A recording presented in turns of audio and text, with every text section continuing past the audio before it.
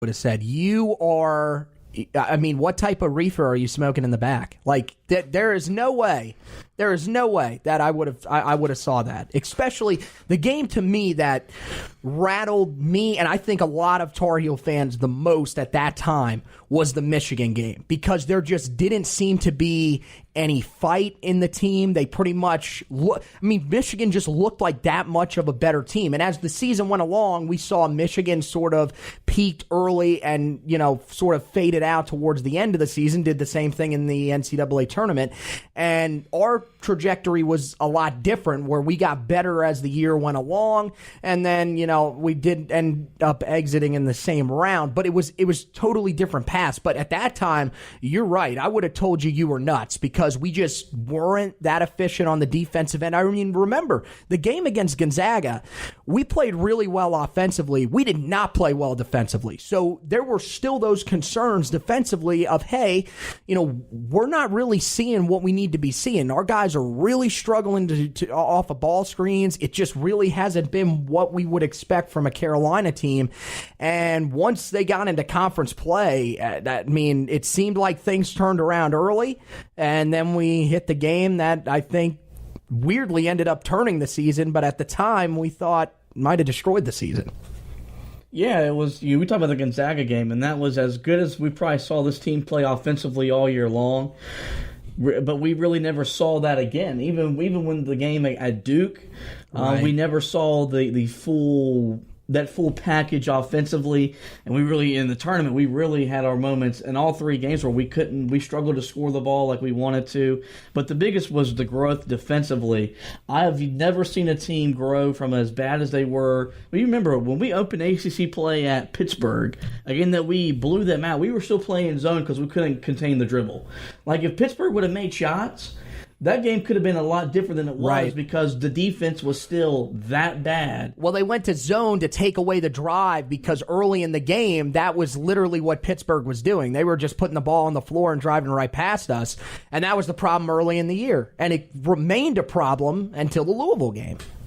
And that was when things seemed to change. Once we got blown out in that game, I think that was the wake-up call that, hey, we are talented offensively, but if we don't play well defensively, we're not going to win games. It's just not going to happen. Not in this ACC, really not in this year's college basketball, because, we talked about it on, off the podcast because it's, more general college basketball, but the bubble was really weak this year for a reason. It's because everybody was just beating everybody in college basketball. This is the most chaotic season of college basketball in the regular season that I can think of. And of course, it makes sense then that the tournament would turn out to be chalk, but, I just, at that time, I think that was kind of where everybody was like, okay, after that Louisville game, what can we do? Because right now, this team, we thought at that time, this team is probably going to be somewhere around in a 7 or an 8 seed. I mean, we didn't know where they would end up.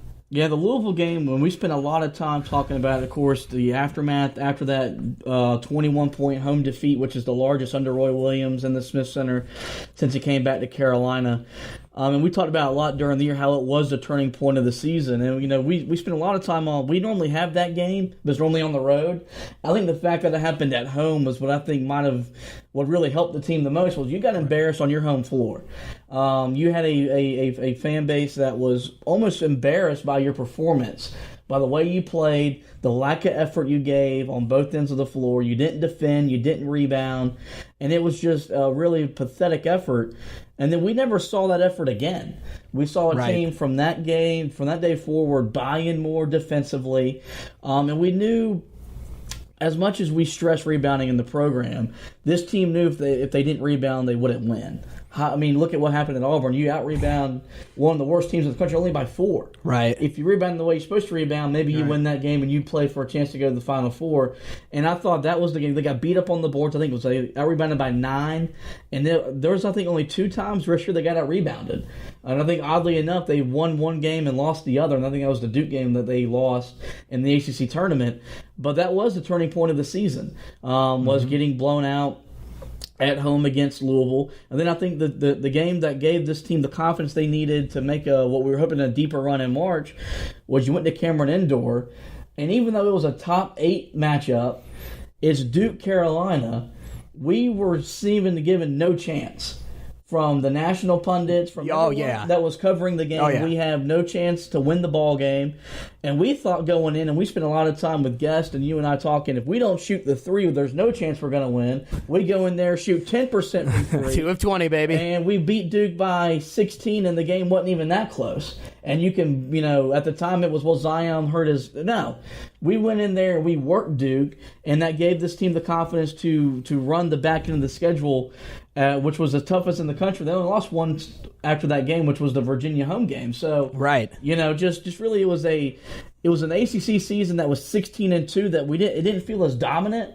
This team wasn't as good as 16-2, but the coaching job that Roy Williams did and this staff, what you did with Kobe White from the beginning of the year where he was turning the ball over 4 or 5 time game a night, right, to lowering that, and just what Luke May continued to do, even though averaging a double-double was seen by this fan base as a disappointment, was just really the coaching was as good as we've seen in ACC play from Roy Williams with a team that wasn't supposed to win the ACC.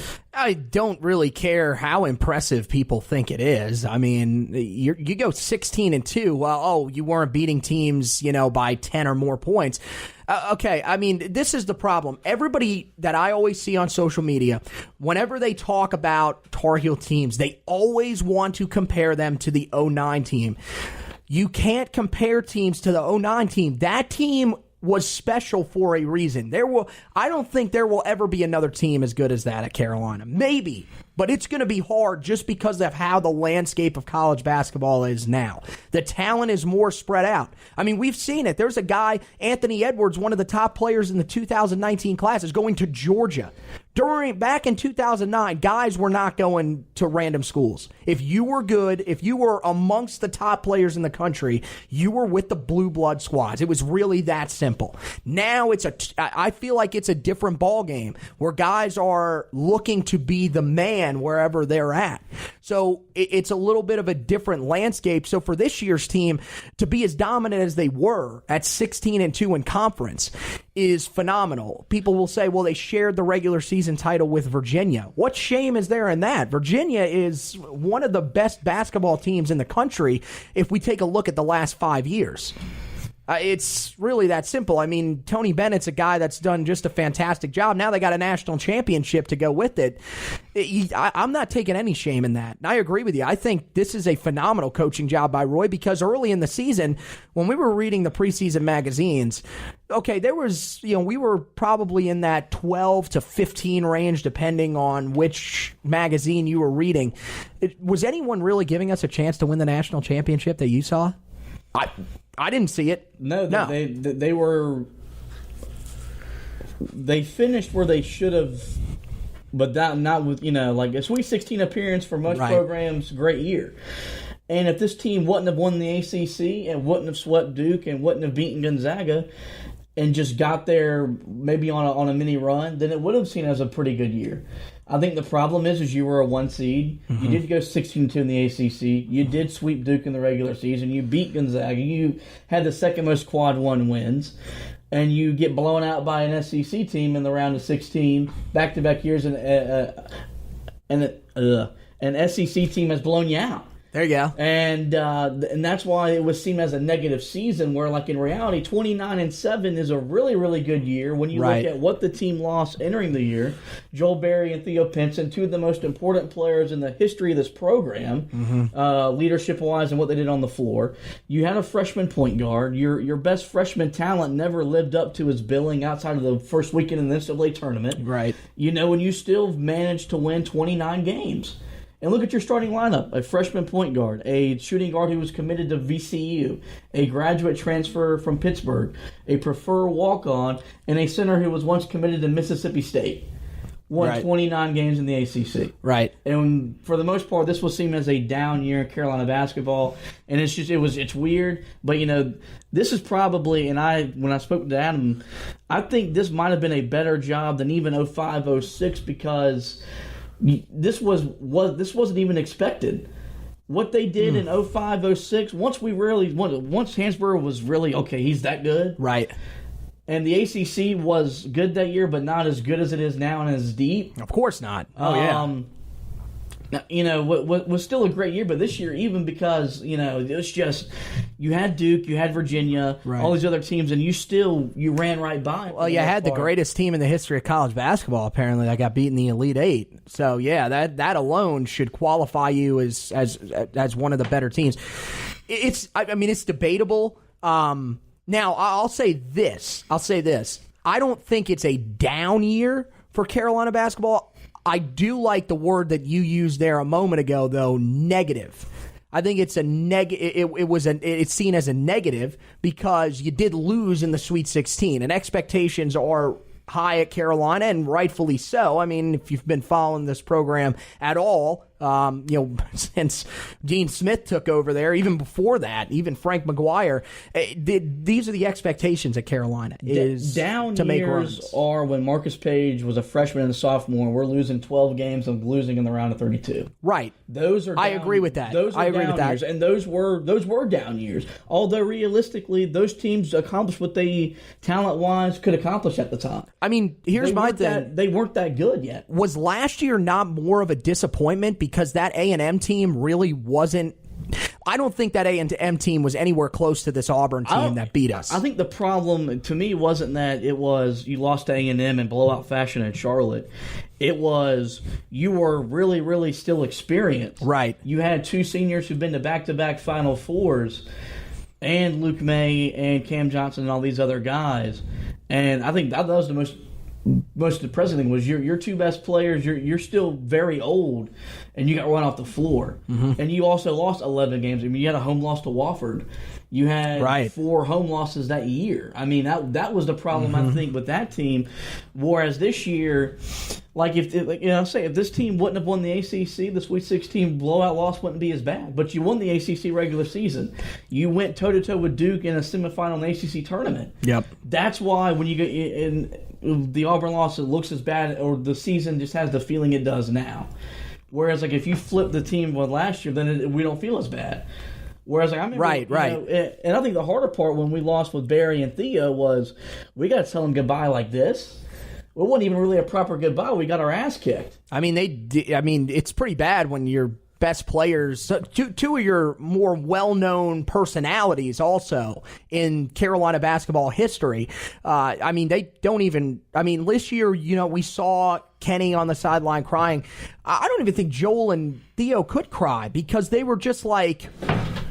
They were in shock. They're like, how did this happen? Like, it doesn't make any sense. And I think that's how we all kind of felt. This year, I think it was different. Here's the other thing about it that's different. Auburn was a really, really good basketball team. Like, let's be really honest here.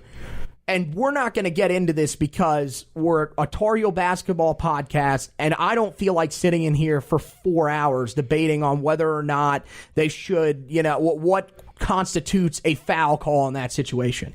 Auburn probably should have been in the national championship game. If we're being really honest with ourselves, they probably should have been there. I think the thing with the Auburn game, what happened, there was potential for what happened to happen. I think just us as fans never wanted to admit it was going to happen. Right. There was a really, really good chance they were going to get hot and not miss. Why? Because they did that against Kansas.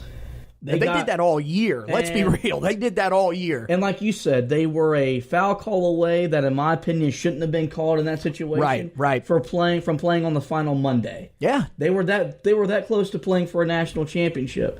They were arguably the hottest team in the country when we played them at the time. Exactly. Okay, and then they backed it up with the win over Kentucky. So, in retrospect, the loss isn't that bad because, like you said, A&M went the next weekend 2 years ago and got blown out by Michigan. Exactly. Yeah. So, yeah. That's where the problem falls in.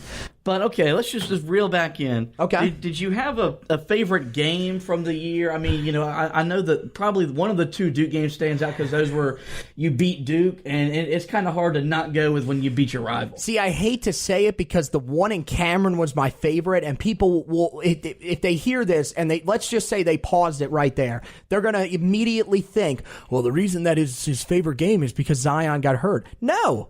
The reason that's my favorite game It's is in because Cameron. it's in Cameron, and I just thought Luke May